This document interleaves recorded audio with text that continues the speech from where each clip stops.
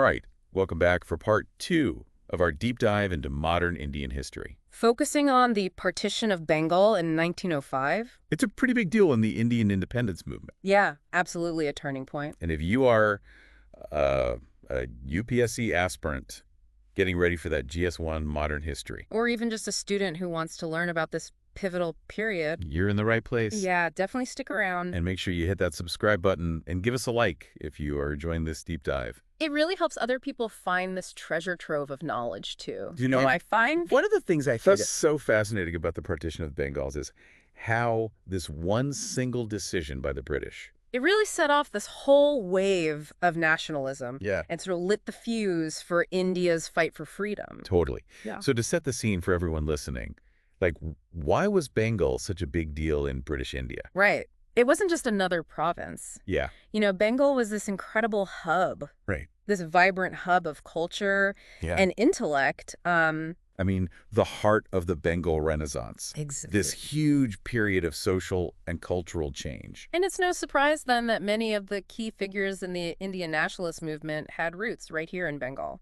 So then we have Lord Curzon, Right. the Viceroy of India, Yes. decides to split this crucial province in two. Right. On paper, the British said it was about efficiency, you know? Yeah. They're saying Bengal's too populated. Too unwieldy to manage. Yeah, too big, can't handle it. Right. But I think we all know. I'm sensing there's more to the story. There's a little more to the story than that. Yeah. You're catching on quick. Okay. Let's not forget, the British, Mm-hmm. they were masters of divide and rule. Yes, classic. And the Partition of Bengal Classic example. is a textbook example of how they tried to use this tactic Okay. to weaken that growing nationalist sentiment in India. So how did this divide and rule strategy actually play out in the partition? Well, the plan was to carve out a Muslim-majority province in the east called Eastern Bengal and Assam. Okay. And that would have Dhaka as its capital. Okay. And this would leave the western half with a Hindu majority, including West Bengal, Bihar, and Orissa, and Calcutta staying as its capital. with Calcutta staying as its capital. So essentially, it sounds like they were deliberately playing on religious and linguistic differences, hoping to turn people against each other. Exactly. Yeah. It was a calculated move Wow. to sow discord Yeah. and make it harder for a united front to emerge against British rule. Right. And for Bengali speakers, Yes, it yeah. would have turned them into a minority in their own land. Oh, wow. Think about that. It's no wonder Indian nationalists saw this as such a direct attack Right? on their culture Yeah. and this idea of a unified India. Yeah, and you know what? There's this one statement by Lord Curzon himself. Yeah. He's talking about dethroning Calcutta. Oh, wow. You know, it wasn't just about administration. They saw Calcutta as a threat. Yeah, they were worried Yeah. about Calcutta being this Yeah. center of nationalist activity, Hotbed. and they wanted to curb its influence. So they're trying to silence dissent. Basically, yeah. That's pretty chilling. It is, it is. But despite all the opposition, the partition still happened, right? Yeah, it went ahead. October 16th, 1905. 1905, that's right. What was the reaction like? Well, it was outrage. As you can imagine. It wasn't just protests. Yeah. It was like someone poured fuel on a bonfire. Yeah. People from all walks of life, Yeah. across religions, across languages, they were united in their opposition. So they backfired. Yeah, in a way. Big time. It was a powerful moment. I mean, they were trying to sow division, but they actually ended up Yeah. strengthening the movement they were trying to prevent. Yeah, this shared sense of grievance, it became this powerful, unifying force. Yeah. And this is where we see the Indian independence movement. It's like it gave it that extra oomph. It really picks up steam here. Yeah. Okay, so This brings us to... Yeah. another fascinating aspect of this story, which is the divisions within the Indian National Congress itself. You're right. So how did the partition impact this leading force in the fight for independence? Well, you see, the partition didn't just impact relations between the British and Indians. It also exposed these fault lines within Congress, Yeah. highlighting the different approaches advocated by the moderates and the extremists. Okay, can we back up for a second? Sure. I think it'd be helpful for our listeners if we quickly recap the core beliefs of these two factions. Of course. Because I know there's moderates and extremists, but can you remind us Right, yeah. what those two groups stood for? So the moderates, Yeah. with leaders like Gopal Krishna Gokhale, Okay. believed in achieving independence through gradual and constitutional means, Okay. emphasizing dialogue and cooperation with the British. Okay, so working within the system. Working within this system. Exactly. And then the extremists. The extremists, right? So they were spearheaded by these fiery leaders. Okay. Like Bal Gangadhar Tilak. Yeah. And Bipin Chandra Pal. Okay. And they wanted complete independence. They're not messing around. No, not messing around. And they were ready to use more assertive, even radical methods to get there. Okay, so very different approaches. Very different. Okay, so then how did those contrasting viewpoints play out in the context of the partition? So it created this real dilemma for Congress. Yeah. The moderates, while they were against the partition, they wanted to keep the agitation contained to Bengal. Only in Bengal. Yeah. They were afraid a nationwide movement would lead to harsher crackdowns from the British. Makes sense. Right. So they're trying to play it safe a little bit. They're trying to play it safe. Yeah. But the extremists saw the partition as the perfect opportunity to rally people all over India. Yeah. They wanted a national uprising. Full-blown revolution. Yeah, hoping to channel this widespread anger into a full-fledged fight against British rule. So was it good or bad that there were these different factions within Congress at this moment?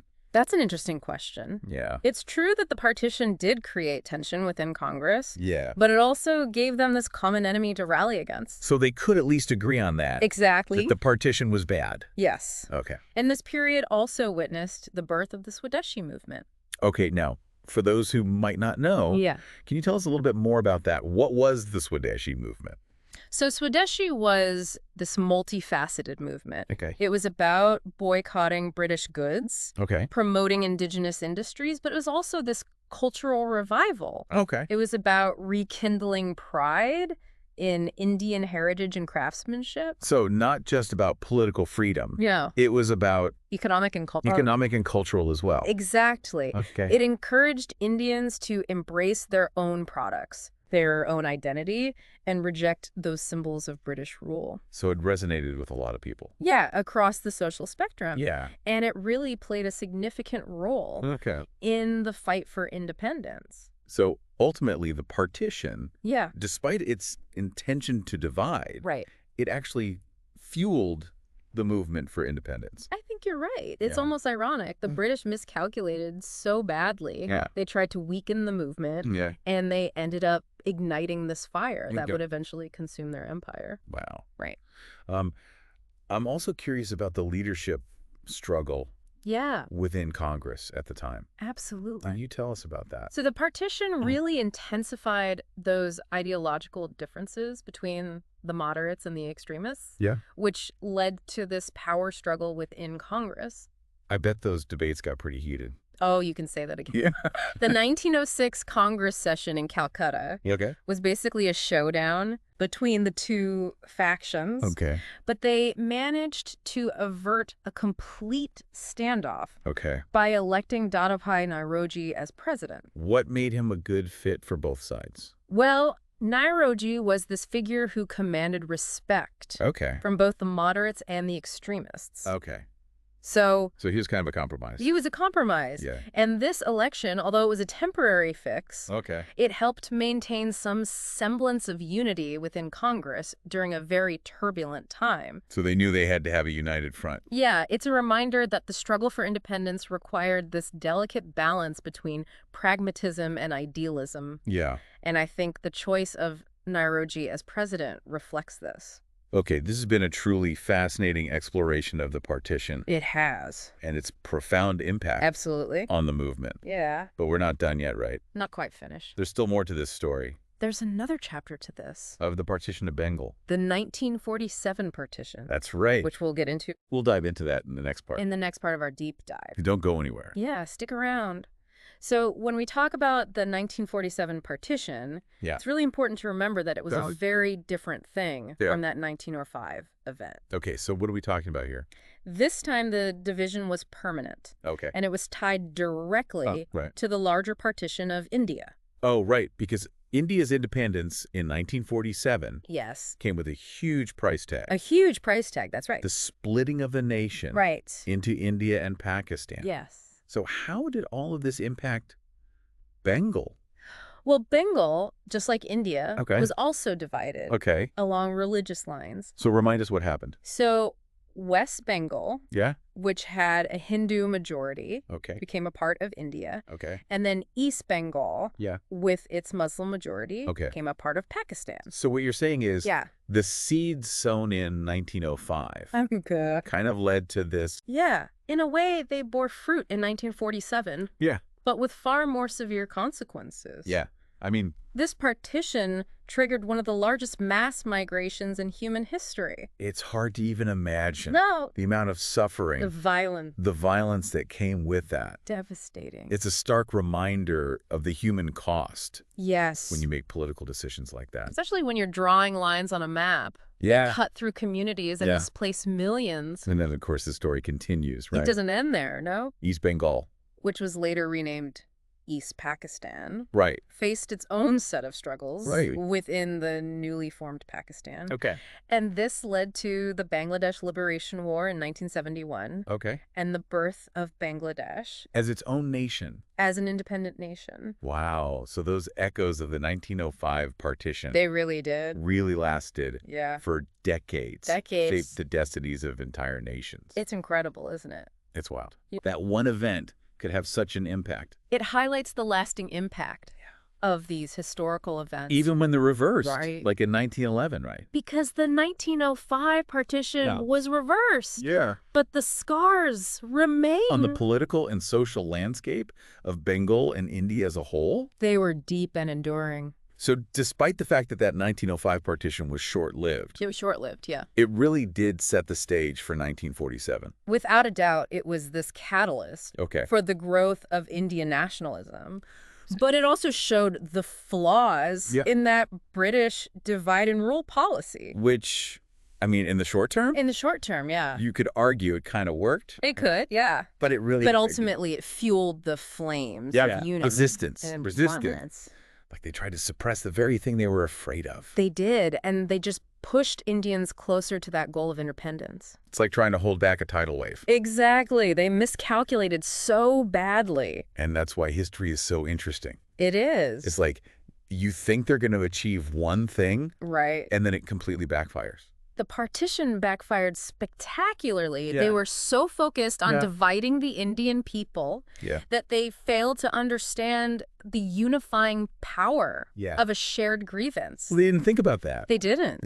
And the partition of Bengal, it brought people together. It fostered this shared sense of identity. It solidified their goal. Yes. And intensified that demand for self-rule. And let's not forget those new forms of protests. Like the Swadeshi movement. Swadeshi movement, exactly. Which we talked about earlier. Which further challenged British authority. It's remarkable. It is. How much impact one event can have. It's amazing, isn't it? Yeah. The Partition of Bengal is a potent example of how these seemingly administrative decisions can have these far-reaching consequences. Especially when they intersect with people's identities. Yeah, their identities. And aspirations. Their aspirations for self-determination. So before we wrap up this part of the deep dive, I want to make sure we highlight the key takeaways for everyone listening. Absolutely. Especially for those of you who are prepping for the UPSC exams. Right. Could you sum up the long-term implications of the 1905 partition? Of course. Yeah. So, firstly, the 1905 partition, despite its reversal, really played a vital role in strengthening Indian nationalism. It rallied people from these diverse backgrounds against British rule, and it solidified their desire for self-governance. What doesn't kill you makes you stronger, I guess. Precisely. The partition also exposed the true nature of British rule in India. Shattered those illusions. It did. Shattered those illusions of benevolence and fueled that demand for complete independence. And then, of course, there's the Swadeshi movement. Which had a lasting impact on the Indian economy. And the fight for self-reliance. And that fight for self-reliance. And, of course, we can't ignore the fact that the 1905 partition really sowed the seeds for what happened in 47. While many factors contributed to the events of 1947. That idea of dividing Bengal along religious lines, first introduced in 1905, definitely played a role. And that's a tragic reminder. It is. That even temporary divisions leave these lasting scars. And influence the future in ways that we don't even anticipate. So the 1905 partition was really a defining moment. The defining moment. In Indian history. With consequences that continue to this day. You know, it's amazing Yeah. how one event, like the Partition of Bengal, can reveal so much. So much. About the forces. About all these forces that shaped modern India. It really shows you how history isn't just dates and names, you know? It's so much more. When you dig deeper into something like this, like the partition, you start to uncover all these layers. All these layers of complexity and all these ripple effects. That continue to this day. Yeah, it's pretty fascinating. It is. So for those listening, especially those prepping for those UPSC exams, absolutely. What would you say is the most important thing to remember about the partition? The single most important thing. Yeah. I think it's those unintended consequences of the British divide and rule policy. Which is so interesting because they were trying to weaken the nationalist movement. But they ended up giving it so much momentum. Like they poured gasoline on the fire. They did. They were trying to put out. It backfired spectacularly. Yeah. Instead of creating that division, it brought people together. It solidified. It solidified that shared identity. And fueled their demand. And fueled that demand for self-rule. The Partition of Bengal is a perfect example. A perfect example. Of how oppression can create resistance. It is. We've talked about the moderates and the extremists within Congress. Right. But I'm curious, how do you think the events surrounding the partition influenced the evolution of their ideologies? How did this internal debate within Congress affect India's eventual path towards independence?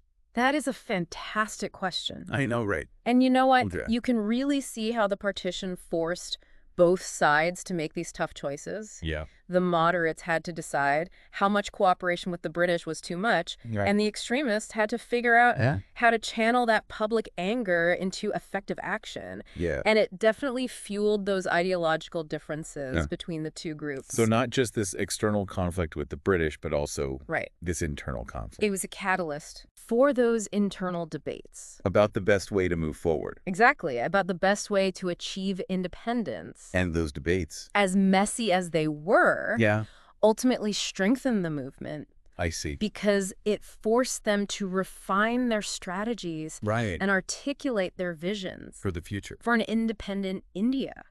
Wow, this has been such an insightful exploration of the Partition of Bengal. It really has. We've covered so much. So much, from its impact to its lasting consequences. It's a reminder that history is never really past, you know? It's always with us. It continues to shape our world in profound ways. Couldn't agree more. And for those of you who want to learn even more, Yeah. We've included some resources in the show notes. So be sure to check those out, and don't forget to subscribe and leave a review. Please do. We'll be back soon. With another deep dive. Into history. But until then, yeah, keep exploring. Keep exploring. Keep those minds engaged. Absolutely.